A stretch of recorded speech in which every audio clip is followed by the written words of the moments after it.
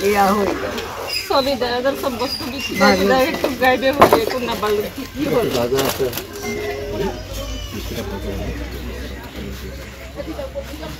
যে তাই করে খাইছিল তার মা ঘরতে নাই সব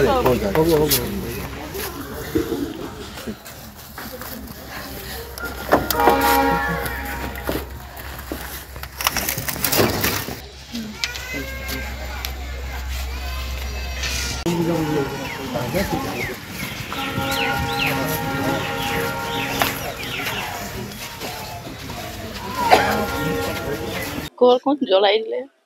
জ্বলিয়া নাই একোৱে নাই বস্তু পত্ৰ কি কৰিম উপায় নাই দেউতাই তেতিয়াৰ পইচাৰ পৰা বনাইছিলে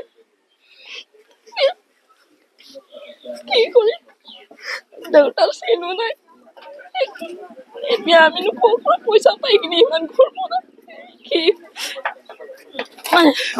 থাকিব পৰা নাই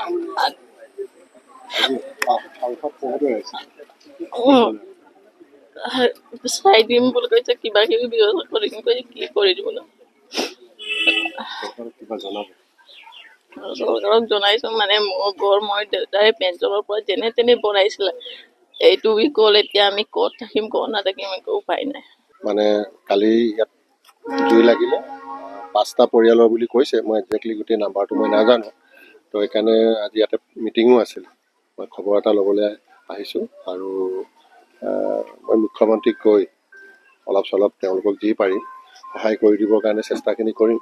আৰু বাকী সকলোকো মই অনুৰোধ জনাম যাতে এইকেইদিন কিছুমান চৰকাৰৰ বস্তুবিলাকতো অলপ 2-এদিন টাইম লাগি যায় আহোঁতে তো যাতে তেওঁলোকক অলপ সহায় কৰি দিলে সকলোৱে তো এইটো ভাল হ'ব তো বেছি আৰু বাঢ়ি নগ'ল এইটো এটা ভালেই হ'ল কিন্তু ইমান ঘনবসতি এটা অঞ্চলত এই ঘটনাটো হৈছিলে যি নহওক 5টা পৰিয়ালৰ কথা কৈছে এইখিনি আমি বিশেষভাৱে কৰিব নোৱাৰিলোঁ কিন্তু অলপ হ'লেও আমি সহায় কৰিবৰ কাৰণে চেষ্টাখিনি মানে ঘৰৰ যিমান বস্তু আছিলে চবেই গ'ল একো ওলাব নোৱাৰিলোঁ আৰু কাপোৰ ইয়াৰ পৰা হোলচেল কৰি আছিলোঁ অলপ চলপ তাৰ পৰা চব গুলটিটো জ্বলিলে ডকুমেণ্ট যি আছিলে মোৰ চব জ্বলিলে যিমান বস্তু আছিলে চেন যি আছিলে চবেই জ্বলিলে একো থকা নাই মানে মেকুৰী আছিলে সেইটোও জ্বলিলে চব গুদামখন আছিলে ইয়াত হোলচেল কৰি আছিলোঁ ইয়াৰ পৰা কাপোৰৰ এইটো গোটেইটো জ্বলি শেষ হৈ গ'ল এইটো বেংকৰ পৰা লোনো আছিলে মোৰ 12 লাখ মান লোন লৈ পিনি বিজনেছ কৰি আছিলোঁ 30-35 লাখৰ আছিলে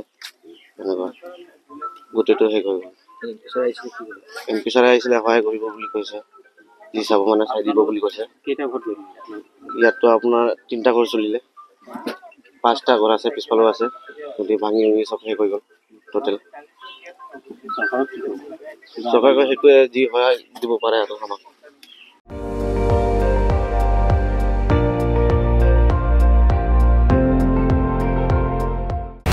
আপুনি চাই আছে ND24